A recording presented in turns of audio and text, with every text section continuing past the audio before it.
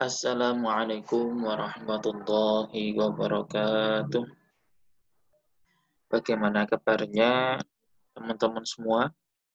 Semoga kita semua senantiasa diberikan kesehatan oleh Allah Subhanahu wa taala dalam menjalankan aktivitas kegiatan belajar mengajar ini. Amin ya rabbal alamin. Baik, sebelum kita masuk ke materi, pada pertemuan sebelumnya kita sudah membahas tentang Kana dan saudara-saudaranya. Pada pertemuan kali ini kita akan membahas lanjutan dari pembahasan kemarin. Setelah Kana, sekarang kita akan membahas Inna dan saudara-saudaranya.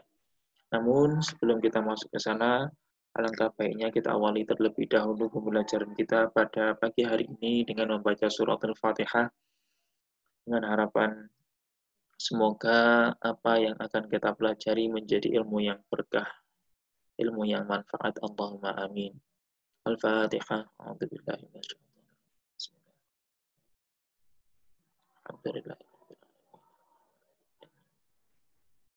Iyyaka na'budu wa iyyaka nasta'in. Shiratal ladzina an'amta 'alaihim ghairil maghdubi 'alaihim.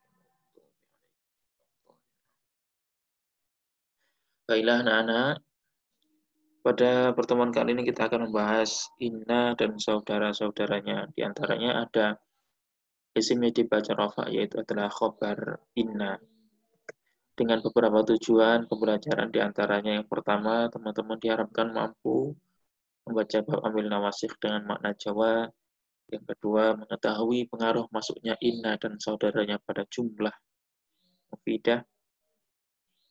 Yang ketiga, mampu membuat kalimat yang di dalamnya diawali oleh amil nawasikh, yaitu inna dan saudara-saudaranya. Semoga ketiga tujuan pembelajaran kita pada pagi hari ini dapat kita capai semuanya. Amin. Baiklah anak-anak, silakan disiapkan kitabnya. Terlebih dahulu kita akan maknani kitab terlebih dahulu. Bismillahirrahmanirrahim. Qala mu'allif rahimahullah ta'ala wa nafa'ana bihi wa bi'ulumihi wa amatana fitaraini amin ya rabbal alamin. Wa amma inna lan onopun utawi inna wa akhwatuha lan pira-pira dulure inna iku fa innaha satemene inna wa akhwatuha ikutan sibu nasopaken opo inna wa akhwatuha nasopaken al isma ing isim wa tarfa'ulan ngerofa'ake opo inna wa akhwatuha ngerofa'ake al khobara ing khobar. Inna dan saudara-saudaranya ini mempunyai amal atau mempunyai pengaruh terhadap susunan mubtada khobar. Pengaruhnya apa? Yang pertama, menasabkan isim atau menasabkan mubtada dan merofakkan khobar. Ya, jadi khobar mubtada yang asalnya dibaca rofa, ketika didahului oleh inna dan saudara-saudaranya, maka mubtada dibaca nasab, sedangkan khobar tetap dibaca rofa. Itu yang pertama. Yang kedua, mubtada ketika sudah didahului oleh inna, maka kedudukannya menjadi isimnya inna. Khobar yang awalnya adalah khobarnya mubtada, ketika didahului oleh inna, maka khobar tersebut menjadi khobarnya inna. Jadi isimnya mubtada menjadi isimnya inna, khobarnya menjadi khobar inna. Begitu ya. Kita lanjutkan. Wahya utawi inna wa akhwatuha, saudara-saudaranya inna itu siapa saja? Rupane inna, wa anna lan anna, walakinna lan lakinna, wa ka'anna lan ka'anna, walaita lan laita, wala'alla lan la'alla. Jadi saudara-saudaranya inna itu yang pertama inna sendiri, anna, lakinna, ka'anna, laita, dan la'alla. Taqulu ngucap sapa sira inna zaidan sak temene zaid iku qaimun wong kang ngadeg. Sebelum kemasukan inna, lafadz ini berbunyi zaitun qaimun. Zaitun sebagai mubtada, qaimun sebagai khobarnya zaitun. Kemudian didahului oleh inna, maka menjadi inna zaidan qaimun. Ya. Contoh berikutnya, laita amron syakhisun. Laita ora ono, laita menawa-menawa, laita amron menawa-menawa amr, iku syakhisun wong kang jenggereng. Sebelum kemasukan laita, lafadz ini berbunyi amrun syakhisun. Amrun menjadi mubtada, syakhisun menjadi khobarnya mubtada. Kemudian didahului oleh laita, maka menjadi laita amron syakhisun. Mubtada yang awalnya rafa didahului oleh laita menjadi dibaca nasab. Ya. Wa malan contoh asbaha kang serupa apa ma zalika ing mengkunu-mengkunu inna zaidan qaimun wa laita amron syakhisun. Kita lanjutkan. Wa makna inna utawi maknane inna wa anna lan anna iku lit taukidi nuduhake makna taukid. Inna dan anna menunjukkan makna taukid. Taukid itu apa? Taukid itu untuk menguatkan. Walakinna utawi lakinna iku lil istiqraqi nuduhake makna istidrak. Istidrak itu nyusuli gunung. Nyusuli gunung. Bahasa Indonesianya menyambung perkataan. Menyambung perkataan. Menyambung perkataan. Wa ka'anna utawi ka'anna. Kulit tasbih. Nuduhake makna tasbih. Tasbih itu menyerupakan. Jika anna ini maknanya bagaikan. Tujuan dari makna bagaikan adalah menyerupakan atau tasbih. Walaita lan laita. Tawi laita iku tamanni nuduhake makna tamanni. Tamanni itu mengharapkan sesuatu yang tidak mungkin untuk terjadi. Sehingga laita ini maknanya andaikan. Wala allalan utawi la Allah iku litaraji nuduhake makna taraji. Taraji itu mengharapkan sesuatu yang mungkin. Sehingga makna la'alla adalah andaikan. Sama seperti laita. Andaikan. Bedanya, laita adalah tidak mungkin untuk terjadi, sedangkan la'alla ini masih ada kemungkinan untuk terjadi. Wa tawaqqu' lan nuduhake makna tawaqqu'. Tawaqqu'.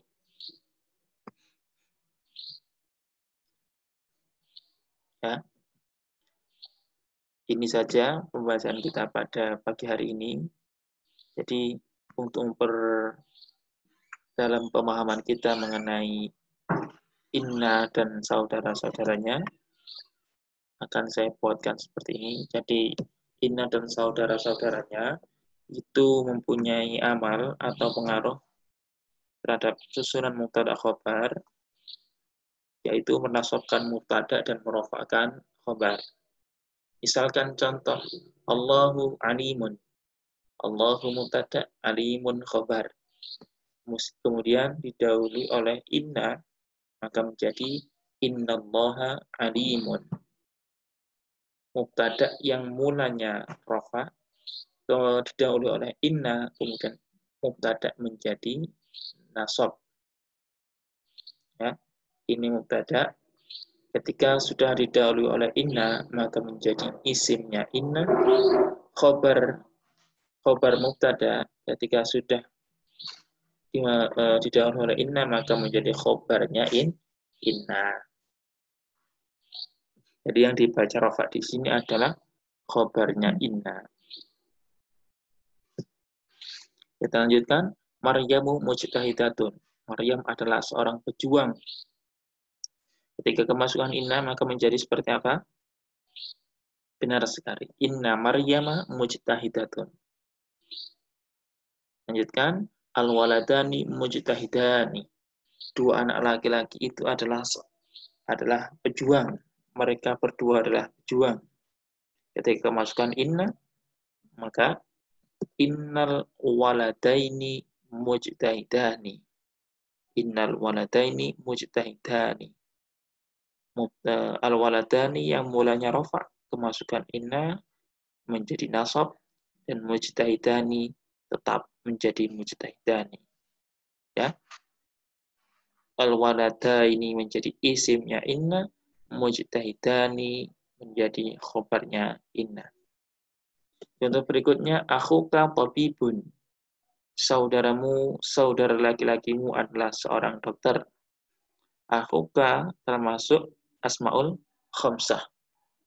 Nah, ini dibaca rafa. Ketika kemasukan inna, maka menjadi inna akhoka tabibun.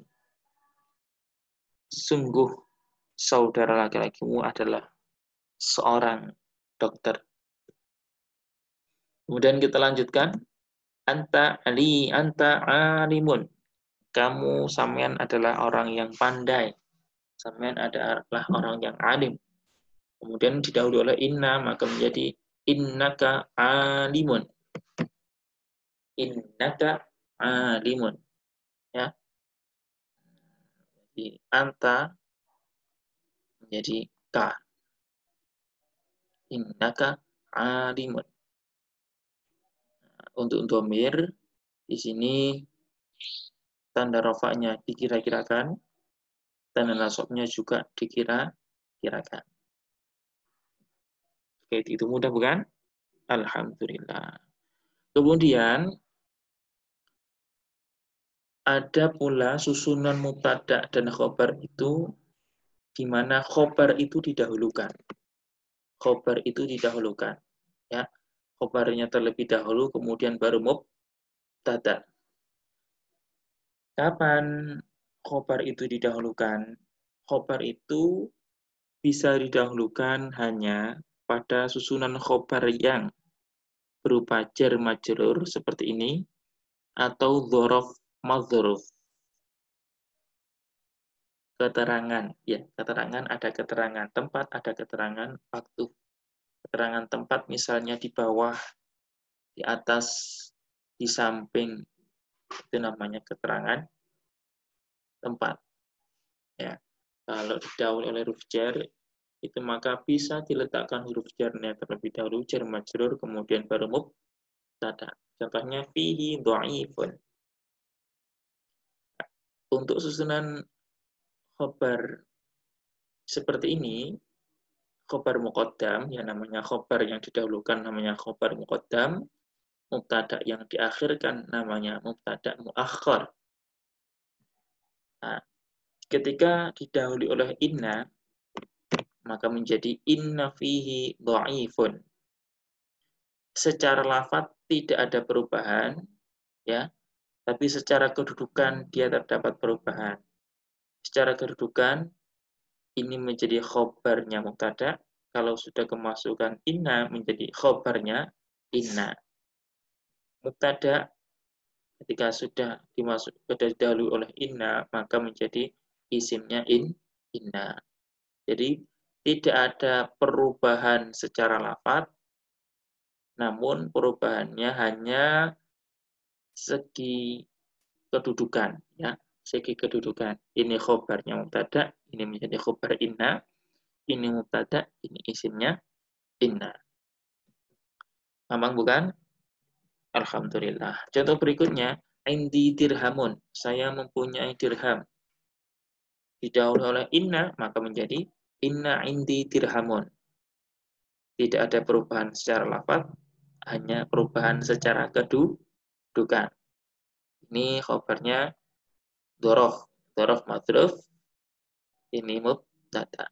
Lanjutkan fil jasati mudghatun. Fil jasati mudghatun. Kemasukan inna menjadi inna fil jasati mudghatun. Ya. Lanjutkan berikutnya tahtas syajarati talibun. Di bawah pohon ada seorang murid laki-laki. Didahului oleh inna maka menjadi inna tahtas syajarati talibun. Tidak ada perubahan secara lafaz, namun perubahannya hanya dalam hal kedudukan. Mudah bukan? Alhamdulillah, mudah sekali. Selanjutnya, inna mempunyai saudara-saudara, di antaranya adalah inna itu sendiri, inna dan anna. Inna dan anna ini maknanya sama, maknanya sesungguhnya. Fungsinya sebagai taukid, yaitu menguatkan. Kemudian lakinna, saudaranya inna berikutnya adalah lakinna, mempunyai makna tetapi, fungsinya sebagai istidrok atau menyambung perkataan. Kemudian ka'anna, yaitu mempunyai makna bagaikan. Fungsinya sebagai tasbih atau menyerupakan. Ya. Kemudian laita, maknanya andaikan, yang fungsinya tamanni, itu harapan yang tidak mungkin untuk terjadi. Keenam, la'alla, mempunyai makna andaikan, sama seperti laita. Bedanya kalau la'alla fungsinya taroji, yaitu harapan yang masih mungkin untuk terjadi. Ya. Isim inna, ya khobar inna. Karena kita membahas tentang isim yang dibaca rofa. Di sini isim yang dibaca rofa adalah khobarnya inna. Dan khobar inna ada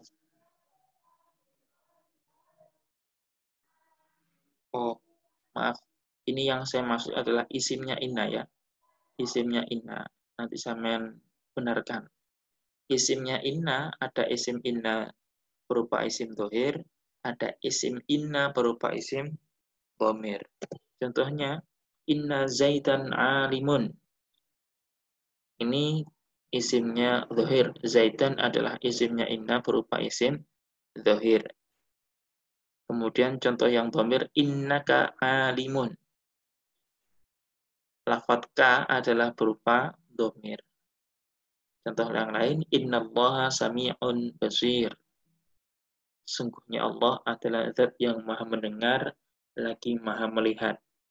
Lafadz Allah, kedudukannya sebagai isim inna, dan bentuknya berupa isim zahir. Isim zahir adalah isim yang menunjukkan dirinya sendiri. Allah yang dimaksud Allah adalah Allah itu sendiri. Kemudian kalau isim dhamir, innahu sami'un alim. Sesungguhnya dia adalah zat yang maha mendengar, lagi maha mengetahui. Lagi maha mengetahui. Sesungguhnya dia adalah zat yang maha mendengar, lagi maha mengetahui. Dia yang dimaksud di sini adalah Allah Subhanahu wa Ta'ala. Apa itu dhamir? Dhamir adalah kata ganti. Ya, dhamir adalah kata ganti. Hu di sini adalah kata ganti dari Allah Subhanahu wa Ta'ala.